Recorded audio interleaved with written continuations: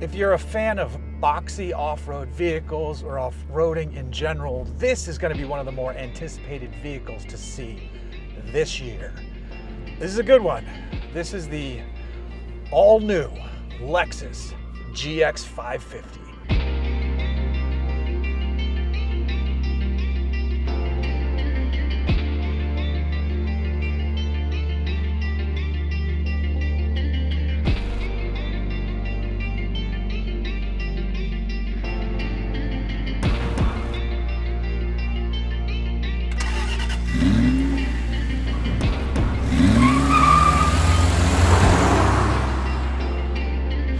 The GX 550 Overtrail. Even getting more specific, this is the Overtrail Plus, but it's the Overtrail that's the important part, because if you're buying a GX, I'm going to tell you right off the bat, this is the one you want. Now, all of them come with a 3.4 liter twin turbo V6 that makes 349 horsepower and 479 pound-feet of torque, backed up by a 10-speed automatic gearbox, and all of them have full-time 4-wheel drive and a 2-speed transfer case. There is a hybrid model coming out at a later date as well. I'm assuming that's the hybrid max powertrain, so it should be plenty of power. But this one, if you don't want to deal with all the added electrification, this is great. The power feels good. It accelerates nicely. It feels like it has plenty of power to get up and go. This is a pre-production model, so I've noticed a bit of wonkiness from the gearbox, the tuning on it, but it's only every now and then, and it's only at lower speed stuff. And since this is a Lexus, I'm assuming that that is completely ironed out for the production models, but it's still something worth noting. Now, why do I say the Overtrail is the one to get? So there's a premium, an Overtrail, and a luxury. These start in the mid-60s and go just about 80 grand, I think, for a fully loaded premium version. The Overtrail is in the middle. It's the mid to low 70s, I believe, price-wise. The reason you want this one is because while the other ones are 3-row SUVs, this one is 2-row only, so you get more cargo space. This one gives you 18-inch wheels instead of 2021s or 22s. This gives you 33-inch all-terrain tires. This gives you a locking rear differential. All of them have a locking center differential, but this gives you center and rear locking differential. I believe you probably get a few more options, or maybe you don't even get it on the other ones, but you have the MTS, the multi-terrain select knob down here. You have crawl control. You have the Toyota baked-in off-road goodies that you want out of an off-road SUV. And if you're buying a new GX, I assume you're excited about what the older ones were, and you know that these are extremely capable, very good off-road machines.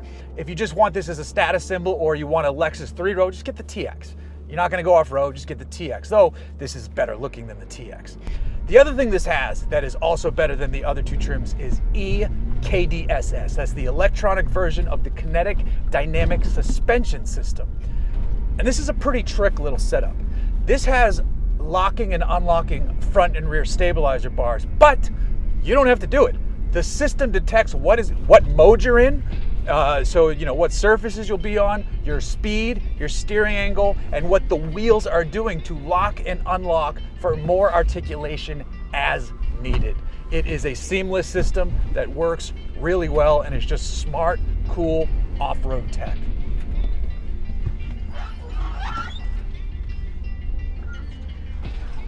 On-road, it drives wonderfully. Off-road, it's excellent. I can't push it as far as I'd like up into the big hill because it's been raining a lot here, but just cruising down this very rutted and beat to hell road, it's excellent. On the inside, it's nice. It's Lexus. I like the added cargo space because of the no third row. You've got Mark Levinson's sound system. You've got nice screens, wireless CarPlay. There's a phone charger. All the buttons are nice and easy to see. It feels substantial too. The view, there's good sight lines looking out of this thing. It's a body-on-frame SUV. It is a proper thing set up and ready for adventure right out of the gate, and I can only imagine how cool these are going to look when people start tossing aftermarket parts on them and just doing generally cool stuff with these vehicles.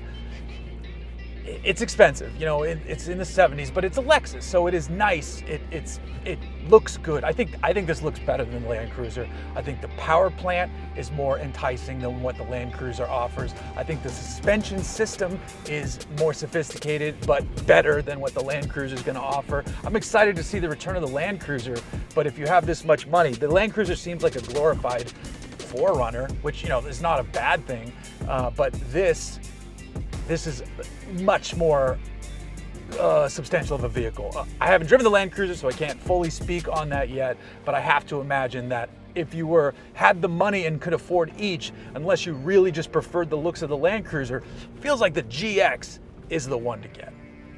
It's not often I have a vehicle in my driveway where I'm like, oh, I wish that could stay here for longer, because, you know, I want to drive a bunch of different things. I want to experience all that stuff. And this is one of the ones I need more time with this. I want to drive this more. I want to go farther. I want to go on more adventures. I want to do more things. I want to just keep having fun and enjoying myself, because this thing is awesome. I love this truck. It looks good with my mountain bike strapped to the back of it. It would look good with a Dometic fridge in the back with all that room. I like it covered in dirt. I don't know. I'm really impressed with what Lexus has done with this thing. From the initial photos, everybody was like, all right, that looks pretty cool. But to actually drive it and experience it, it just feels solid and good and exactly what you want out of a vehicle like this. It's not a luxury SUV that's just been dressed up for off-roading. This was built with this in mind. Of the three, that's what I'm saying, you know, there will be people who get the premium and the luxury version of this, and I'm not calling them posers by any means. You know, it is a cool looking SUV, and maybe they want that third row.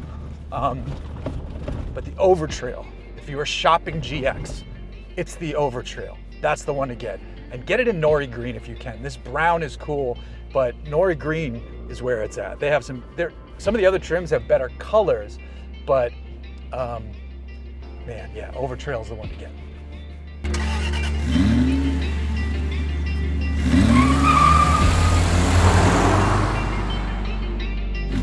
There's a Sentra in front of me right now.